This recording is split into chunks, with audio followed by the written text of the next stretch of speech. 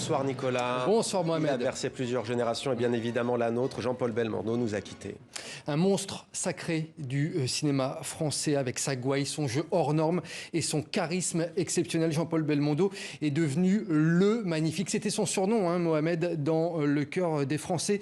Et donc un monstre sacré du cinéma. Jean-Paul Belmondo, c'est quelques 80 films, 50 ans de carrière. À l'écran, il est tour à tour star de la nouvelle vague, flic, truand, dans des films grand public ou des films un peu plus intimistes. Il faut savoir que dans les années 50, eh bien, il intègre le conservatoire et il se constitue une bande de copains à la vie, à la mort, comme il disait. Dans cette bande, il y avait Jean Rochefort, Claude Rich, Bruno Kremer, Jean-Pierre Mariel, rien que ça, vous voyez, du beau monde dès le début de sa carrière. Du beau monde, Nicolas, des belles rencontres, mais la rencontre qui va vraiment sceller son destin, eh bien, c'est celle avec un certain Jean-Luc Godard. On est en 1960 pour un film culte à bout de souffle. Jean-Paul Belmondo, il disait « C'est lui, Jean-Luc Godard, qui m'a fait aimer le cinéma. Avant, à bout de souffle, on m'avait tellement dit que je n'étais pas bon que je doutais. » C'est une très belle citation de Jean-Paul Belmondo. En fait, c'est son premier grand rôle qu'il propulse vraiment sur le devant de la scène. Et c'est à cette période également qu'il est adoubé par un certain Jean Gabin, qui aime son côté titi parisien et son côté également Pitre à la Fernandel ou encore jeune premier à la Gérard Philippe. Il avait déjà beaucoup de talent à l'époque. Et là, Nicolas, ça ne va pas s'arrêter. Il va commencer à enchaîner succès sur succès. Ah bah là, il devint tout simplement un acteur emblématique de ce qu'on appelle la nouvelle vague, avec notamment Moderato Cantabile ou encore Pierrot le Fou. Puis il se tourne Jean-Paul Belmondo ensuite vers des comédies et des aventures rocambolesques où il joue aux côtés des plus belles actrices. On peut nommer par exemple Catherine Deneuve, Sophia Loren, Claudia Cardinal ou encore Françoise d'Orléac. Et puis Nicolas, bien entendu, Jean-Paul Belmondo, c'était aussi un grand fan de sport et de rôles plutôt physiques, musclés. Ah oui, c'est un peu l'image qu'on a tous aussi de Jean-Paul Belmondo, de Bébel, ce côté cascadeur. Faut savoir que Jean-Paul Belmondo, c'est un passionné de boxe. Quand il était gamin, il rêvait d'égaler le grand boxeur français Marcel Cerdan. Dans les années 70-80. Et bien là, il privilégie les rôles beaucoup plus physiques, avec énormément de cascades, souvent sans doublure, ces cascades, des bagarres, des coups de poing. Bref, là, ça y est, il devient le bagarreur. C'est la période des super flics, des machos, des truands. On peut citer notamment Borsalino, le magnifique, Flicou Voyou, le professionnel ou encore l'As des As.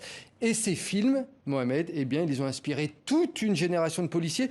Certains ont même trouvé leur vocation en regardant les films de Jean-Paul Belmondo. C'est ce que nous a confié Christian Flech, l'ex-patron de la police judiciaire parisienne. Écoutez.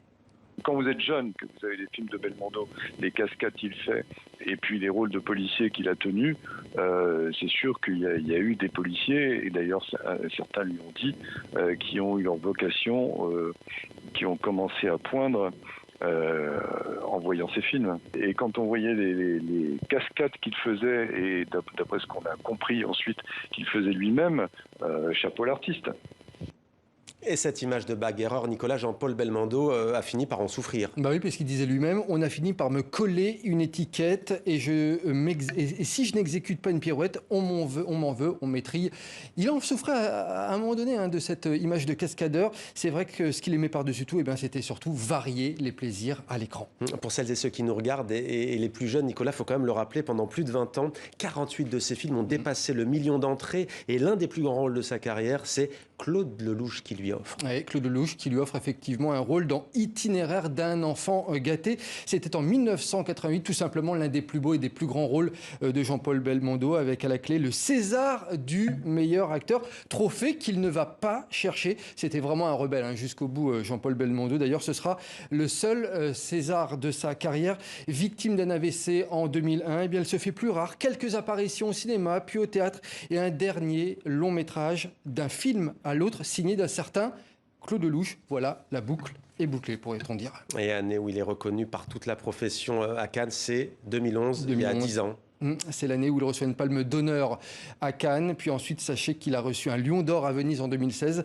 Et puis, il est à l'honneur des Césars 2017, où il est longuement ovationné.